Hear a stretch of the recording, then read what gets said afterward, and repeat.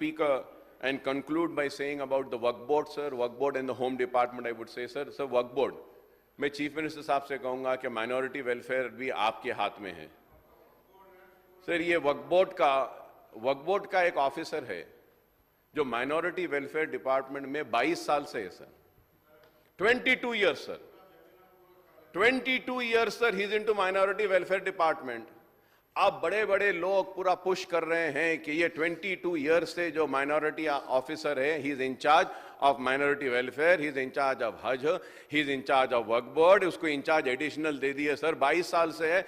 Officers ये department से वो डिपार्टमेंट जाते हैं। मैं नाम लेना नहीं चाहता ऑफिसर का, it is not right, but 22 years sir, he is going to be now he wants to become a CEO now, he wants to become a CEO, sir. Sir, you would be surprised, sir, there is one work property at Abbots by the name Moin Manzil, Honorable Speaker, sir. Through you, I would like to bring to the notice of the Honorable CM Saab. CM साहब, आपको सुन के हैरत होगी कि एबिट्स पे एक मोइन मंजिल एक वक्फ प्रॉपर्टी है जिसको प्रोटेक्ट करने के लिए मैंने कोर्ट से स्टे लिया। Waqf board in collusion with the people who want to take that property which was registered Waqf property, which I went to the court and I cancelled the registration. तो इसके स्टे मिला, registration cancel हुई। वक्फ board and that owner, they make me a party and they went to the court, sir. I was in London, I got information. मुझे party बनाए। वो अच्छा हुआ कि मैं अपने वकील को बोल के वहां गया। The Chief Justice gave left and right to the Waqf Board Council, sir. Left and right. कि how do you bring the Akbar Owaisi's name in this? How can you ask about Akbar Owaisi? No, and he dismissed the petition, sir. Sir, इस तरीके से पूरे वक्फ properties तबाह बर्बाद हो रहे हैं सर। वक्फ के properties they've lost the case, sir. Viceroy Hotel House Committee, sir, in spite of having all the documents which prove that the Viceroy Hotel is a property owned by Waqf, the Waqf board had lost the case, sir. Ali Saad Ashur Khane ka gaya, Mamit Palli, sir, there's a line of cases, sir. Sir, through you, I request the Honorable Chief Minister Saab, sir, I had been demanding that a CBCID inquiry should be ordered, and the BRS government had ordered a CBCID inquiry on Waqf properties, on Waqf board, sir. I request you to please call the CBCID department people and ask them till where have they reached, what is the findings, who are the people, कौन है वो लोग जो वक्फ की जायदाद को तबाह करे, बेचे, उन सारे लोगों को हथकड़ी डाल के जेल में भी जाना साहब। साहब, अब तक सीबीसीआईडी की रिपोर्ट इंक्वायरी क्या हुई साहब? मुतवल्ली बना दे रहे, ये जिसको देखो ओट आता बोल के दे रहे, left and right sir, we are losing cases. Sir, you please find out, sir, the ministry comes under you, sir, Honorable CM, sir. Please call and ask them how many cases the Waqf board has lost in 1 year, sir. They have lost all major cases, sir. Guttala Begumpet, they have lost it, sir. Waqf board, they are just losing left and right, sir. Sir, you need to constitute the Waqf board, sir. I am telling you, sir, if the Waqf properties are protected, sir, you need not give anything to Muslims, sir. The Waqf board can take care of the Muslims. Their poverty can be finished, sir. Education का, employment का, हर एक चीज का जवाब वक्फ board में है, sir. Please sir, मैं आपसे रिक्वेस्ट करूंगा, ये वक्फ बोर्ड का देखिए, तबाही और बर्बादी हो रही है. जेल में डालिए साहब इन लोगों को जो अल्लाह की अमानत, अल्लाह की जमीन को बेचे. Sir, from last 25 years, sir, I am fighting, screaming, shouting for protection of Waqf land, sir. Sir, through you, I kindly, humbly, I plead and I request that please protect the Waqf properties, sir. Please protect. ये किसी के बाप की जागीर नहीं है, sir. This is the property of Allah, sir. Almighty Allah, sir. When they were agitating for Telangana, sir, with me, the BRS went to the court stating that Hussain Shah Wali Dargah land 1,600 acres is a Waqf land. They were party with me. The TRS, KCR Saab was there. Sir, we got an order in our in our favor, stating that that land is there. This TRS government, which claims to be the champions of minorities, yehi government Supreme Court may gave an affidavit stating that this long land doesn't belong to Waqf Board, sir. I went to the Supreme Court also. We fought and we lost the case, sir. Sir, I request, sir, please protect the Waqf properties, sir. Sir, वक्त properties पे अगर कोई buildings आ गए हैं तो मैं वो buildings को खाली कराऊं नहीं बोलूंगा आपको। आप वो जमीन किसी को अलॉट कर रहे हैं तो ले लो नहीं बोलूंगा। किराएदार बना दीजिए साहब, कुछ तो पैसा वक्फ बोर्ड को आने दीजिए, कुछ तो आने दीजिए। पूरी वक्त तबाह हो रही है। मैं आपसे रिक्वेस्ट करूंगा बार बार कि एक मर्तबा देखिए, बस एक दिन ऑर्डर निकल गया, सरकार का हुक्म हो गया था केसीआर साहब का, रिकॉर्ड्स को लॉक डाल दो, लॉक बंद। Sir, nobody was also allowed to go and open the lock, see the records, fight the case. फिर मैं जाके लॉक को थोड़ा खोला जाकर, बोला कुछ नहीं। यह हाल था सर।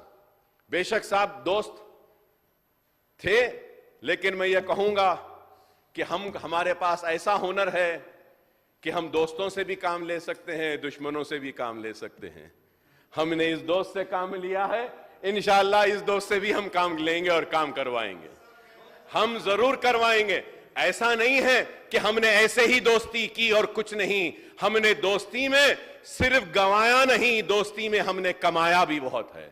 हमने दोस्ती के जरिए मुसलमानों के लिए हासिल भी किया है, पुराने शहर की तरक्की के लिए भी किया है। हां बेशक बहुत सारी चीजें हैं जो होना बाकी है, लेकिन यह भी एक हकीकत है कि सारे काम एक वक्त में नहीं हो सकते। अगर आज देखेंगे तो हमारी जिद्दोजहद का नतीजा है। Sir, I remember sir, the first time when I entered this house, the minority budget was only 5 crore sir. So I was just surprised. Then to my surprise and to my happiness it was made 29 crore. I was very happy sir. But sir, चाहे राजशेखर रेड्डी से दोस्ती हो, हमने खुल के दोस्ती की, रोशैया से हो तो खुल के दोस्ती की, केसीआर से हो तो खुल के दोस्ती की, अब आपसे दोस्ती कर रहे हैं तो आपसे भी दोस्ती खुल के करेंगे। मगर एक बात है कि अगर आज 3000 करोड़ का बजट अगर मुसलमान अक़लियतों का अगर इस रियासत में है तो वो मजलिस इत्तेहादुल मुस्लिमीन और अकबरुद्दीन ओवैसी की मेहनत, जिद्दोजहद, कोशिश, लड़ाई और बेबाकी का नतीजा है कि 3000 हुआ। अगर मजलिस ना होती तो शायद आज कुछ ना मिलता। रिजर्वेशन भी मिला, आई नो दैट, कि मजलिस की कामयाबी है। Congress was in power in Rajasthan, Assam, they never gave a reservation, but here they were forced to give the reservation because the presence of MIM. That is why I say the need is that the presence of MIM is must for the welfare of the community and the justice for the Muslims. और मैं ये भी बात कहूंगा कि इनके दौर में भी मसाजिद शहीद हुए और आज भी मसाजिद शहीद हो रहे हैं। शमशाबाद में मस्जिद शहीद हुई, दोबारा मोइनाबाद के पास दोबारा बनाने के लिए गए तो रोक दिया गया। सर, मैं चीफ मिनिस्टर साहब से कहूंगा कि आप मालूम करिए कौन है। मुझे मालूम, मैं नाम लेना नहीं चाह रहा, वक्त पे नाम लूंगा। उन सारे लैंड ग्रैबर्स का, लैंड का धंधा करने वाले वो धंधेबाजों का जो मस्जिद की शहादत के लिए जिम्मेदार है, चंद पैसों के लिए अल्लाह के घर की शहादत करे, सर उनको जेल में डालना चाहिए। आप we should not tolerate sir. यहां जो गंगा जमनी तहजीब है, हिंदू है, मुसलमान सब मोहब्बत करते हैं एक दूसरे से, सब मिलकर साथ चलते हैं। हम इस मोहब्बत को और मजबूत करना होगा, इसको और परवान चढ़ाना होगा। सर, लॉ एंड ऑर्डर का हिसाब लास्ट में कंक्लूड करूंगा। अब आप बोल रहे हैं दोस्त, राइट सर, ये अच्छे दोस्त नहीं थे, आप अच्छे दोस्त थे बोले। मैं एक मिसाल देता हूं मेरे दोस्त की दोस्ती का। सर, अमित शाह साहब आए थे, इलेक्शन कैंपेनिंग, छोटे बच्चों को उठाए थे, केस बुक हुआ था। I think all you might have also red in the newspapers. Sir, उस वक्त एक केस मेरे पे भी हुआ, मुझ पर। Sir, 10 o'clock is the deadline. 9:50, a police officer, he just pushes the crowd. 9:50, sir. He walks on the stage. He comes and he tries to stop me. I told, अभी वक्त है, घड़ी है मेरे हाथ में, 10 बजे तक टाइम है, उससे पहले खत्म करूंगा। इतना ही हुआ सर, इतना ही हुआ, चलिए आप जाइए. I said. That police officer went away. But the then commissioner, he booked a case against me. He booked a case. My meeting is going on. It is 9:50. He comes and he's obstructing, he's disturbing, and he books a case against me. And then an inquiry was conducted. The then commissioner of police, Chandeliya, he called me and he said, Akbar Owaisi Sahab, I know you are right. Our officers were wrong. I am sorry for it, and I'm going to make sure the case is withdrawn. Sir, he moves out.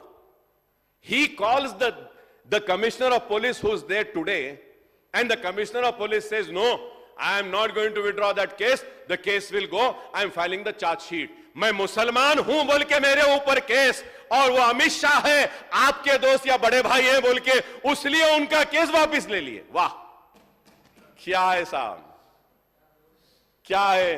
अरे हमारी किस्मत तो ऐसी है ना, इस दोस्त ने हमारी दोस्ती के साथ वो कैसा हाथ निकाले सर. पुलिस गे, no sir, you are wrong sir. My learned friend, you are wrong sir, you are wrong sir.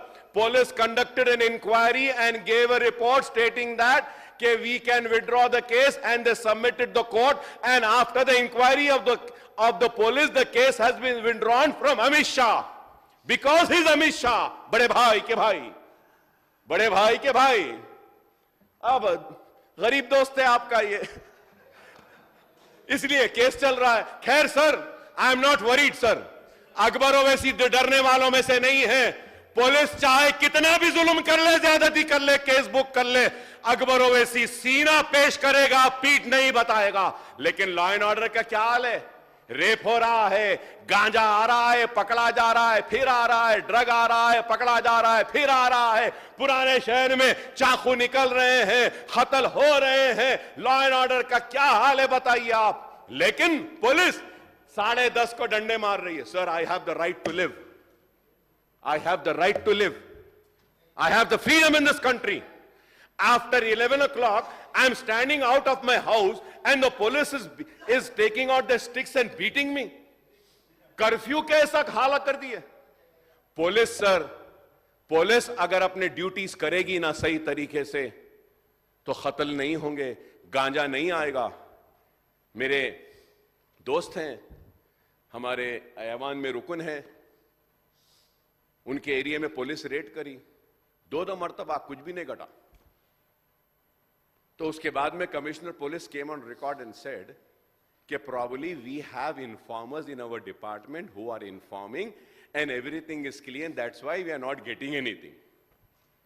ये पुलिस है सर. पुराने शहर में 11 बजे के बाद मार रहे हैं. क्या जुल्म है साहब ये. मैं घर के बाहर नहीं खड़े रह सकता.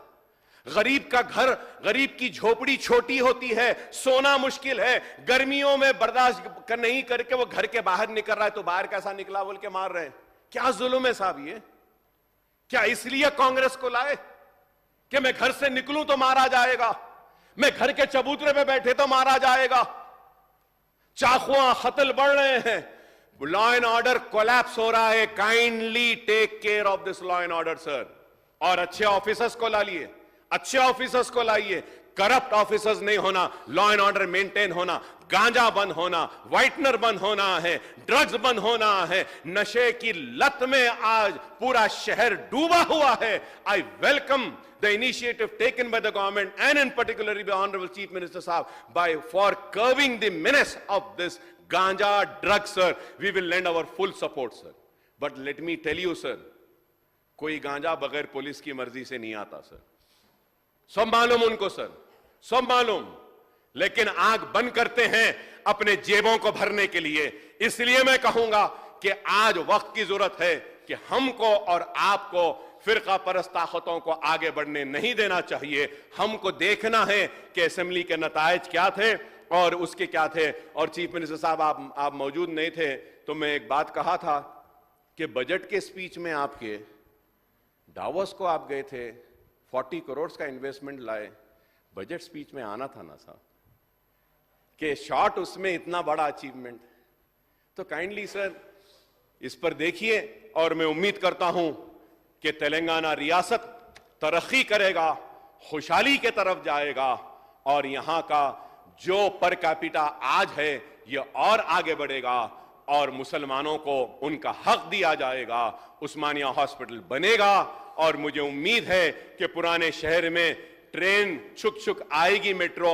और चीफ मिनिस्टर साहब ने जो कहा बिल्कुल सही कहा कि जयपाल रेड्डी साहब को हम नहीं भूल सकते जिनकी वजह से मेट्रो आई, हम राजशेखर रेड्डी साहब को नहीं भूल सकते, लेकिन उसके साथ साथ अकबरुद्दीन ओवैसी भी कोशिश किया था मेट्रो को, उसको भी ना भूलिए। और अगर नहीं भूले हैं तो पुराने शहर में भी चलाइए साहब, मेट्रो आएगी यकीन है। और वक्फ बोर्ड की जायदादों का तहफ्फुज होगा, पुराने शहर में पुलिस का जुल्म कम होगा और खुशहाली व तरक्की के लिए हमारा पूरा ताउन आपके साथ है और हम ताउन करेंगे। हम ऐसे दोस्त नहीं जो दोस्त बनकर पीठ में खंजर भोंकते हैं, हम ऐसे दोस्त हैं जो अपने दोस्त पे खंजर आएगा तो अपने सीने को पेश करने वालों में से है। हम वैसी दोस्ती निभाने वालों में से हैं, वैसी दोस्ती निभाएंगे। उम्मीद करेंगे कि मुसलमानों को इंसाफ मिलेगा और हक मिलेगा और जो गलतियां हुई हैं वो गलतियां दोबारा नहीं होंगी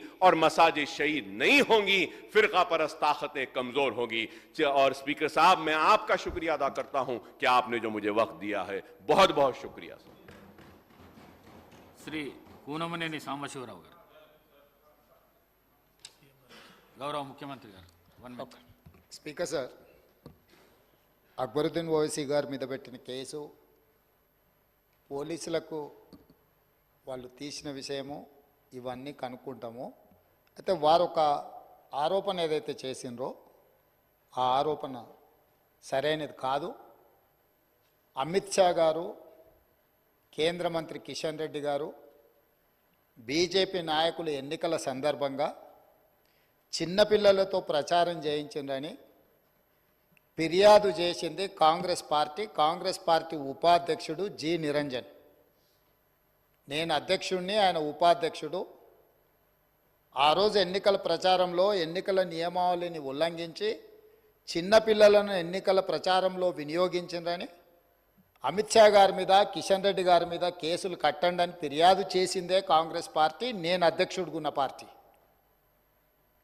ఆ ఫిర్యాదు మీద ఎఫ్ఐఆర్ పోలీసులు చేసి ఆ ఎఫ్ఐఆర్ విచారణ సందర్భంగా ఛార్జ్షీట్లో అక్కడ కార్యక్రమాన్ని నిర్వహించిన నిర్వాహకుల మీద ఛార్జ్షీట్ వేసి అక్కడికి ముఖ్య అతిథులుగా వచ్చిన అమిత్ షా అండ్ కిషన్ రెడ్డి గారిని ఆ ఎఫ్ఐఆర్లో నుంచి పోలీసు అధికారులు తొలగించడం జరిగింది.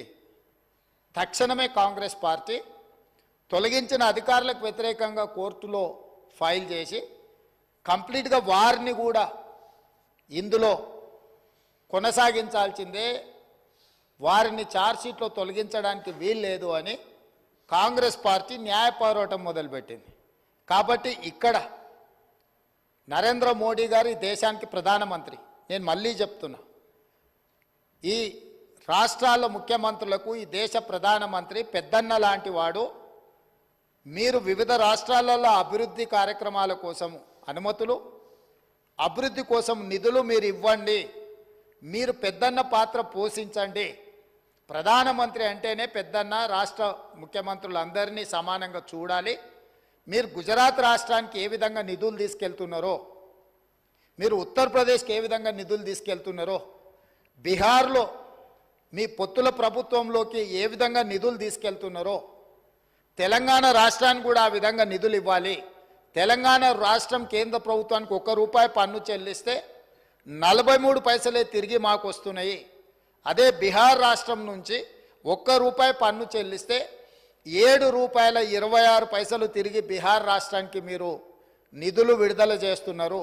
ఉత్తరప్రదేశ్కు ₹6 పైచిలకు ₹1 ఉత్తరప్రదేశ్ కేంద్రానికి పన్నులు చెల్లిస్తే ₹6 పైగా ఉత్తరప్రదేశ్కు మీరు నిధులు ఇస్తున్నారు. కాబట్టి వివక్ష చూపించకుండా ఒక పెద్దన్న తరహా రాష్ట్రాలను సమన్వయం చేసుకొని అభివృద్ధి చేయడానికి సహకరించండి అని నేను ఎక్కడో చెవులో రహస్యంగా చెప్పలేదు అధ్యక్ష. ఆదిలాబాద్లో అక్కడనే మిత్రుడు ఎమ్మెల్యే గారు ఉన్నారు భారతీయ జనతా పార్టీ నుంచి. ఆదిలాబాద్లో అభివృద్ధి కార్యక్రమంలో భాగంగా ఈ దేశ ప్రధానమంత్రి వచ్చినప్పుడు తెలంగాణ రాష్ట్ర ముఖ్యమంత్రిగా నా బాధ్యతను నేను నెరవేర్చిన. ప్రజలు వారికి ప్రధానమంత్రి అవ్వడానికి తీర్పిచ్చిండ్రు. ప్రజలు నాకు తెలంగాణ రాష్ట్రానికి ముఖ్యమంత్రిగా అవ్వడానికి అవకాశం ఇచ్చిండ్రో ప్రధానమంత్రుల ముఖ్యమంత్రుల మధ్యలో ఒక సఖ్యత ఉండాలి, సమన్వయం ఉండాలి, అభివృద్ధి కోసం సహకారం ఉండాలన్న ఆలోచనతోటి చేసి అంటే చెప్పిన మాటలు. నేను నరేంద్ర మోడీ గారిని ఏం పొగిడినా నాకేం వార్డు మెంబర్ బీఫామ్ కూడా రాదు అధ్యక్ష. ఈరోజు తెలంగాణ ప్రజలు, కాంగ్రెస్ పార్టీ, మల్లికార్జున్ ఖర్గే గారు, శ్రీమతి సోనియా గాంధీ గారు, రాహుల్ గాంధీ గారు, మా 65 మంది శాసనసభ్యులు అనుకోబట్టి నేను ముఖ్యమంత్రిగా ఉన్నా. నేను రాజకీయ ప్రయోజనం కోసం నరేంద్ర మోడీ గారిని పెద్దన్న అనలేదు. రాష్ట్ర ప్రయోజనాల కోసం వారికి గుర్తు చేసిన మీరు పెద్దన్నగా బాధ్యత వహించండి అని. అందుకే మీ ద్వారా अकबर भाई आपको मैं ये गुजारिश कहना चाहता हूं, जो अमित शाह के खिलाफ, किशन रेड्डी के खिलाफ दरखास्त किया कांग्रेस पार्टी ने, हमारे उपाध्यक्ष जी निरंजन ने पुलिस स्टेशन में दरखास्त किए कि छोटे बच्चों को चुनाव में इस्तेमाल किए, उनके खिलाफ कार्रवाई शुरू करो बोल के हम लोग ने दरखास्त किए.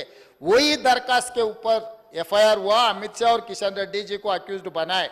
बाद में पुलिस इंक्वायरी में जो वहां पर कार्यक्रम लिए उन लोगों को अक्यूज्ड बनाए, इन लोगों को उसमें से निकाले. तो हमारा पार्टी अमित शाह के खिलाफ, किशन रेड्डी के खिलाफ अब कोर्ट में हम कार्रवाई शुरू किए. तो इसीलिए हम लोग नहीं निकाले. जो पुलिस ऑफिसर्स जो चार्जशीट में निकाले, हम वो चार्जशीट के खिलाफ हम भी दरवाजा खटखटा रहे.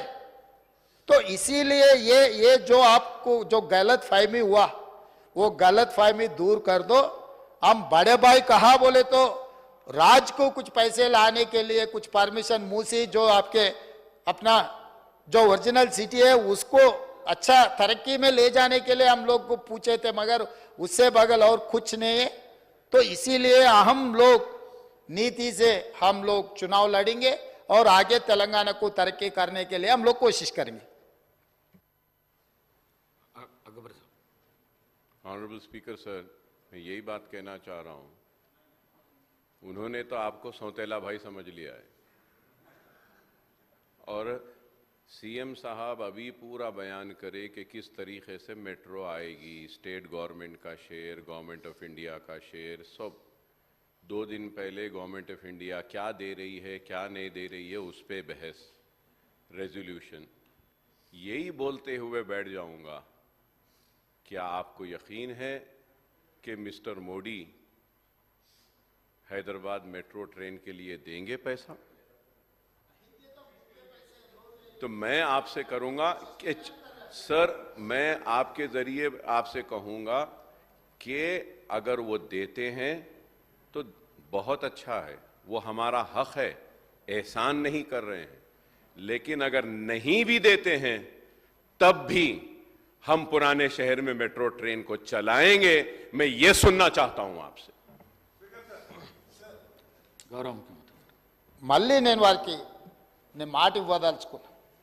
ఫెడరల్ సిస్టంలో యూనియన్ ఆఫ్ స్టేట్స్ ఉన్నప్పుడు కేంద్ర ప్రభుత్వాన్ని నుంచి మనం రాబట్టుకోవాల్సిన నిధులు రాబట్టుకోవాల్సిందే, చేయాల్సిన ప్రయత్నాలు పూర్తిగా చేయాల్సిందే. వాళ్ళు ఇవ్వనంత మాత్రాన రాష్ట్ర అభివృద్ధి ఆగదు. చాలా financial institutions very less rate of ఇంట్రెస్ట్లో మనకు లోన్లు ఇవ్వడానికి సిద్ధంగా ఉన్నారు. పీపీపీ మోడల్ నుంచి చేయడానికి ప్రైవేట్ ప్లేయర్స్ కూడా రెడీగా ఉన్నారు. కాబట్టి ఒకవేళ వాళ్ళు ఇచ్చినా ఇవ్వకపోయినా నేను వారికి మాట ఇస్తున్నా, ఖచ్చితంగా వచ్చే 2029 ఎన్నికల లోపల ఓల్డ్ సిటీకి మెట్రో రైలు నిర్మించి అదే మెట్రో రైల్లో ఎట్లయితే లండన్లో థేమ్ రివర్ను చూడడానికి డెవలప్మెంట్ కోసం అక్బరుద్దీన్ ఓవైసీ గారితో కలిసిపోయి చూసినో ఇదే మెట్రోలో హైదరాబాద్ ఓల్డ్ సిటీలో తిరుగుతాము. మేము హైదరాబాద్ ఓల్డ్ సిటీని ఇస్తాంబుల్ చేస్తామని అబద్ధాలు చెప్పి మేము మోసం చెయ్యము. న్యూయార్క్ కరీంనగర్ని న్యూయార్క్ చేస్తా అని మేము చెప్పము. వరంగల్ని లండనా?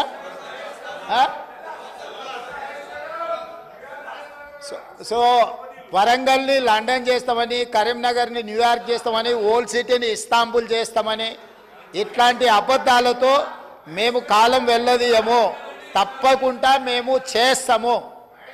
ఇప్పటి వరకు 100% చెప్పిన మాట మీద నిలబడ్డాం కాబట్టి ఇక్కడికి వచ్చిన భవిష్యత్తులో కూడా అదే మాట మీద నిలబడతాం.